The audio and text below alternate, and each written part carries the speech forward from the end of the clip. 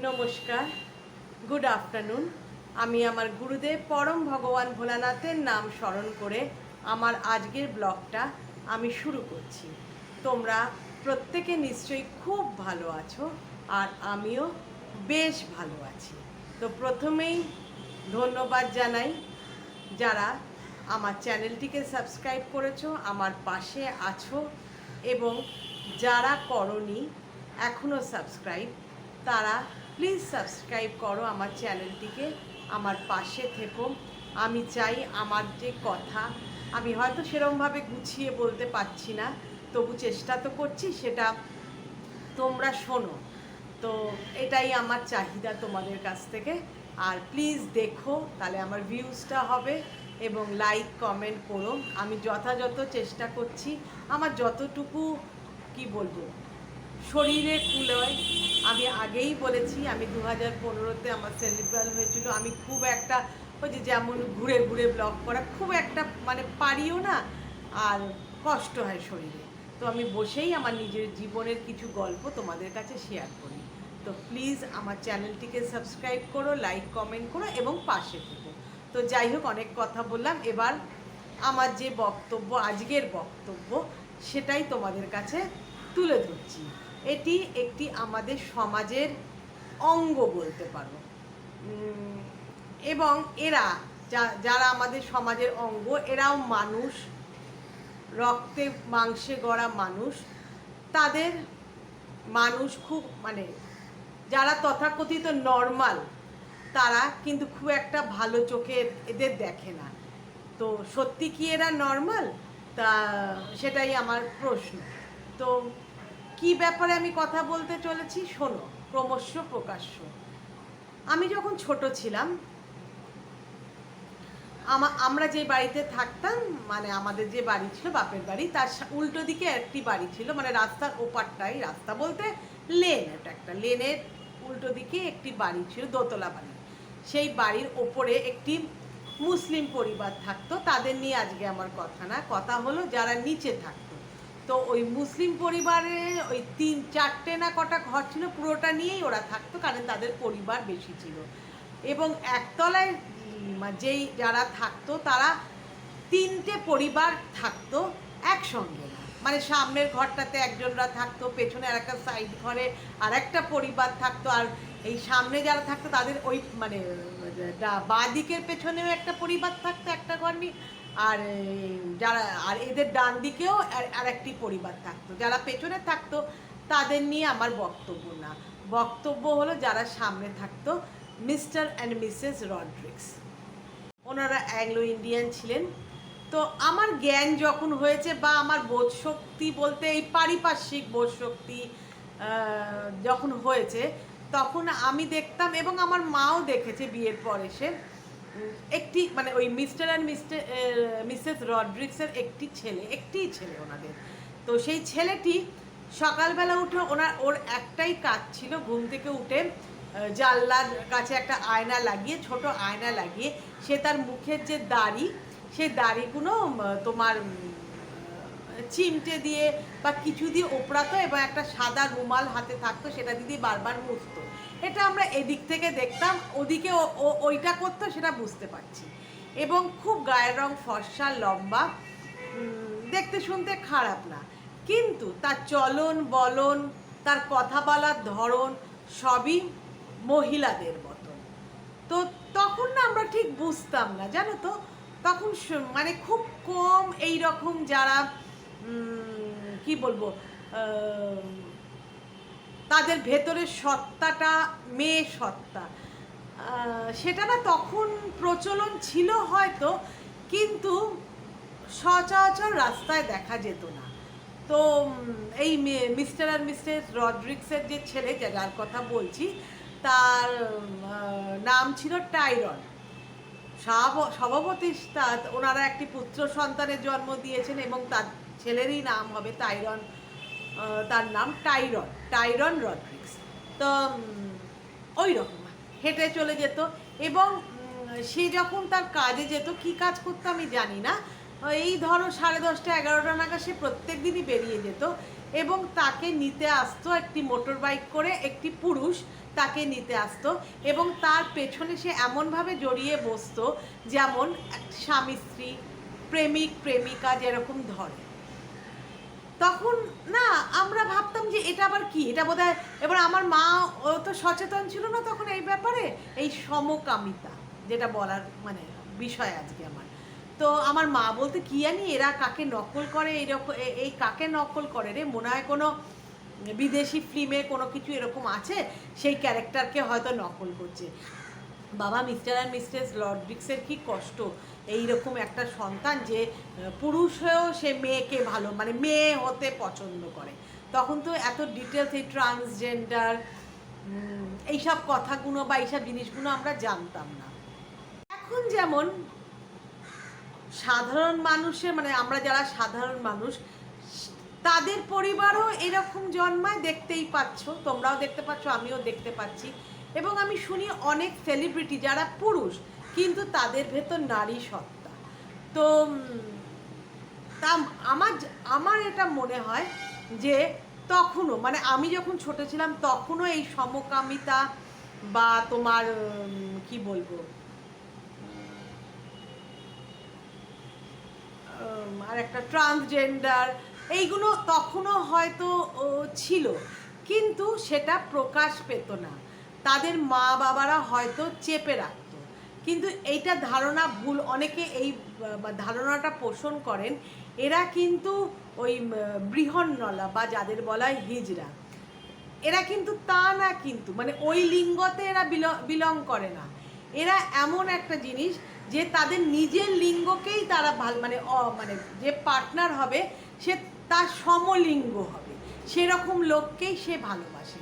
এবং এখন সময় পাল্টাচ্ছে এবং মানুষ এই এই ব্যাপারটাকে মেনে নিচ্ছে এবং এরা আইনি সুরক্ষাও পাচ্ছে এবং মিডিয়াতেও আমরা দেখতে পাচ্ছি এইরকম সমকামী যারা তারা বেশ ভালোভাবেই লেখাপড়া করে প্রতিষ্ঠিত হয়েছে এবং হাই লেভেলেও তারা উঠে গেছে। এবং এটা নিয়ে আজকাল কিন্তু খুব একটা মাথা ঘামানো হয় না।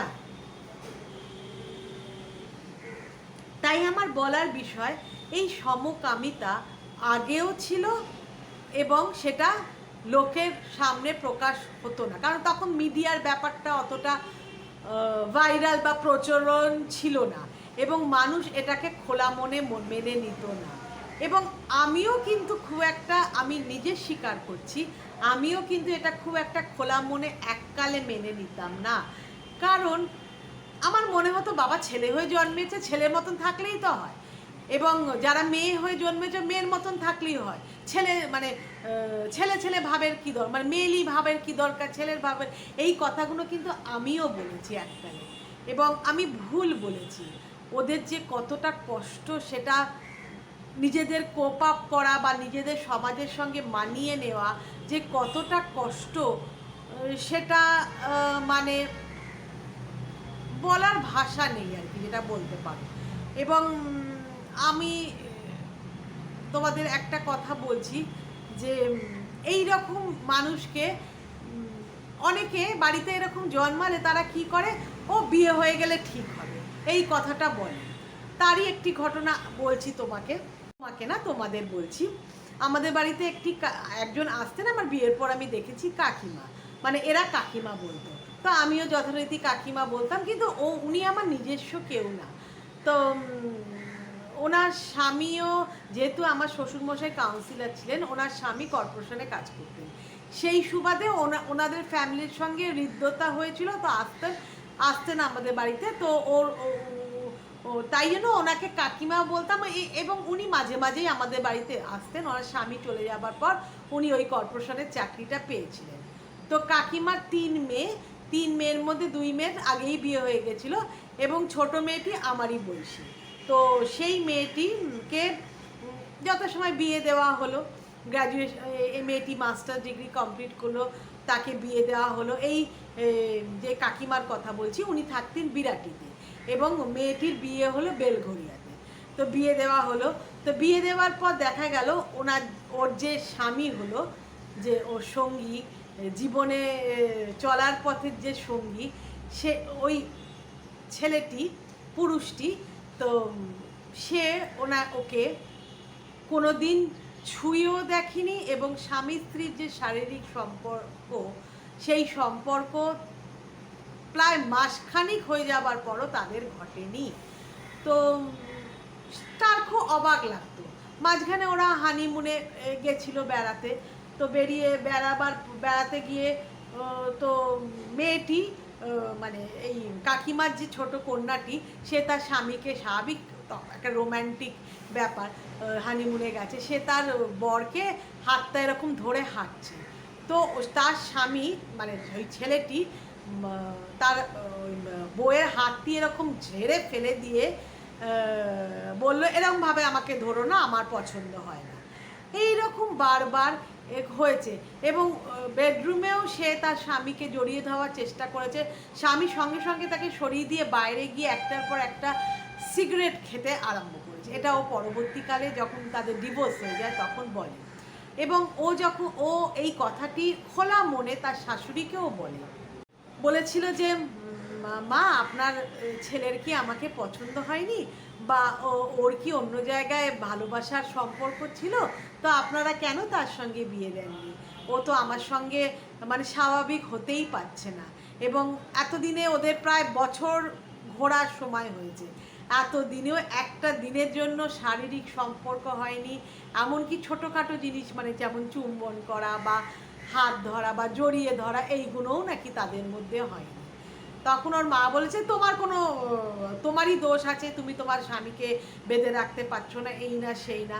তো মেয়েটি রাগ করে নাকি বাপের বাড়ি চলে গেছিলো ওই বদ্ধমূল ধারণা নিয়ে যে তার স্বামীর হয়তো বিয়ের আগে কারোর সাথে শারীরিক সম্পর্ক না, তা কারোর সঙ্গে প্রেম ভালোবাসার সম্পর্ক ছিল, সে হয়তো একে মেনে নিতে পারছে না। সে তখন তার মাকে এসে বললো, মা তাহলে এরম থেকে আমার লাভ কী বলো, তুমি আমাকে একটা কিছু বিচার করে আমাদের তাহলে ছাড়াছাড়ি হয়ে যাও। আমাকে সেরকমভাবে ভালোবাসে না, আমার দিকে তাকিয়েও দেখে না, এমনকি আমি সাজলে গুজলেও সে তাকিয়ে দেখে না, আমার সঙ্গে বেশ অনেকটা দূরত্ব করলো।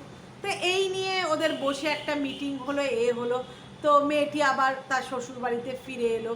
তো একদিন রাত্রিবেলা সে শুনছে তার স্বামী তার শাশুড়িকে বলছে, মা, তোমাকে আমি বারবার বলেছিলাম আমার বিয়ে দিও না, আমার বিয়ে দিও না, আমি স্বাভাবিক নয়, আমার বিয়ে দিও না, তুমি আমার একটা কথাও শুনলে না, আমাকে জোর করে বিয়ে দিলে। এইসব জিনিস কিন্তু জোর করে হয় না। তখন ওর কানে গেল, তার মানে ওর কি, তাহলে কি ও যেটা হয় যে ওর পুরুষাঙ্গে কোনো ডিফেক্ট আছে বা কিছু হবে হয়তো, এইসব বলল। তখন ওর স্বামীকে একদিন বলল, চলো আমরা কোথাও একটা রেস্টুরেন্টে গিয়ে খাই, এবং খেতে খেতে আমাদের মধ্যে একটা খোলাখুলি আলোচনা হওয়া দরকার। সেই মতো সে গেল, এবং স্বামীটি এই কথাটাই বলল, সে সমকামী, সে একটি মেয়েকে না, একটি পুরুষকেই সে ভালোবাসে, এবং সেই পুরুষটি তার অফিসে কাজ করে, যাকে বলা হয় তোমার হেটারোসেক্সুয়াল ব্যাপার তাদের মধ্যে আছে। তো সে কি করে একটি মেয়েকে মেনে নেবে, কারণ তার ভেতর তো একটি মেয়ে সত্তাই আছে, তো মেয়ে তো সে মিলন হতে পারে না, তাই জন্য সে করেনি। তখন সে তার হাত জোর করে ক্ষমা চেয়ে বলল যে তুমি কিছু মনে করো না, সত্যি এতে আমার জীবনও নষ্ট হলো এবং তোমার জীবন তো হলোই, এবং তোমার মা খুব কষ্টে তোমাকে বিয়ে দিয়েছে। আমি আমার মাকে 100 বার বলেছিলাম, মা আমি বিয়ে করতে চাই না, আমার অফিসের ওই পুরুষ সঙ্গীর সঙ্গে আমি থাকতে চাই, তুমি যদি আমাকে বাড়িতে না রাখতে পারো বলো, আমি চলে যাচ্ছি। ওরা ব্যাংকে কাজ করতো, আমি চলে যাচ্ছি, তুমি আর বাবা থাকো। তখন মা বলেছে, আমি তো লোক সমাজে তোর জন্য মুখ দেখাতে পারবো না। তার ফলে কি হলো, পরবর্তীকালে ওদের ডিভোর্স হয়ে গেল এবং মেয়েটি বাড়ি ফিরে এলো, এবং মেয়েটি বাড়ি ফিরে এসে বিয়ে করেনি, সে আরও হায়ার স্টাডিজ করতে আরম্ভ করলো। তার কারণ তারও তো মনটা খারাপ হয়েছিল, একটা বছরের বেশি তার সঙ্গে সে ছিল, করলো। পরবর্তীকালে সে পিএইচডি করলো, এমফিল করলো, করে সে একটি কলেজের অধ্যাপিকা, মানে অধ্যাপিকা হয়ে সে কিন্তু এই মানে কলকাতা বিরাটি পশ্চিমবঙ্গের মধ্যেই থাকলো না, সে চলে গেল তোমার সুদূর ত্রিপুরাতে, সেখানেই একটি কলেজে সে প্রফেসর। কারণ এই সম্পর্কটা ভেঙে যাবার পর সে আর এই পরিবেশের মধ্যে, কারণ দেখো এই পরিবেশে থাকলে তাকেও তো নানা রকম কথা শুনতে হবে, কি ব্যাপার না ব্যাপার, তাহলেও সে খোলসা করে বলতে পারবে না হয়তো। এখন কিন্তু দিন পাল্টেছে, এখন সোশ্যাল মিডিয়া বলো, আইনি পদক্ষেপ বলো, এবং সমাজও এটাকে মেনে নিয়েছে। এবং আমি দেখছি নানা রকম টিভিতে, আমি দেখি তো টিভি দেখি, সেখানে দেখি মা বাবারাও হয়তো প্রথম দিকে দুঃখ কষ্ট পেলে পরের দিকে কিন্তু মেনে নেয়, এবং অনেকে তাদের অর্গ্যান চেঞ্জ করে তারা যেটা চায় সেটাই করে। তো এইটা অনেকে মনে করে সমাজের এটা হলো একটি ব্যাধি বা রোগ, এটি হলো একটি মানসিক বিকৃতি, মানে পাগলই বলতে পারো, এবং এটা একটা বড় অভিশাপ শিশুটি বহন করে এনেছে। কিন্তু এইগুলো তার কিছুই না, সে কি করবে, তার শরীরটি ঠাকুর নয় পুরুষ নয় মেয়ে করে পাঠিয়েছে, মহিলা করে পাঠিয়েছে বা নারী করে পাঠিয়েছে, কিন্তু ওই নারীর দেহটাই নারী, তার ভেতরে কিন্তু পুরুষ সত্তা, এবং যে পুরুষ করে পাঠিয়েছে ঈশ্বর তাকে, তার ভেতরে কিন্তু নারী সত্তা। এটা কিন্তু হরমোনাল ডিসঅর্ডার। এই তার শরীরের ভেতর, একটা পুরুষের শরীরের ভেতর যদি মেলই হরমোন বয়, তাহলে সে কি করবে বলো, তার তো দোষ না, সে তো অন্তর থেকে নারী। এবং তার উল্টো মেয়েটিও তার ভেতর তো পুরুষের যে হরমোন সেটা বইছে, সে তো তাহলে মন থেকে সে পুরুষ, তো সেটা তো তার দোষ না বলো, সে জন্মগত ব্যাপারে এইটা তার হয়ে এসছে। এবার বলতে পারো এটা ঈশ্বরের ব্যাপার, এবং বৈজ্ঞানিকরা কি বলবে আমি জানি না, আমি তো মানে এটা লেখাপড়া করে তোমাদের সামনে বলছি না, আমি সম্মুখীন হচ্ছি, দেখছি আশেপাশে, তাই তোমাদের কাছে আমি তুলে ধরছি।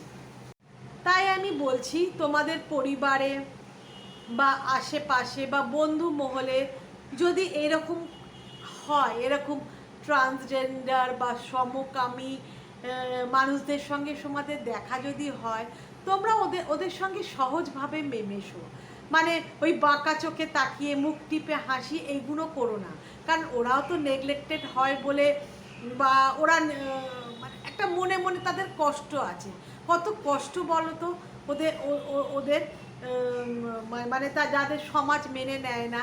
তো এখন তো সমাজ এগিয়েছে অনেকটা, তো আমি বলছি এদের প্রয়োজন কিন্তু ভালোবাসা, এদের তোমরা আঁকড়ে ধরো, এদের সাথে সহজ ভাবে মেশো, এমন মানে আচরণ করো না যে ওরা অন্য গ্রহ থেকে এসে তোমাদের সঙ্গে বসবাস করছে, ওরা তোমাদের মতনই মানুষ, ওদের ভেতরটা শুধু মানে হয় না খোলস, মানে খোলসটা একরকম আর তাদের অন্তরটা একরকম, এটা কোনো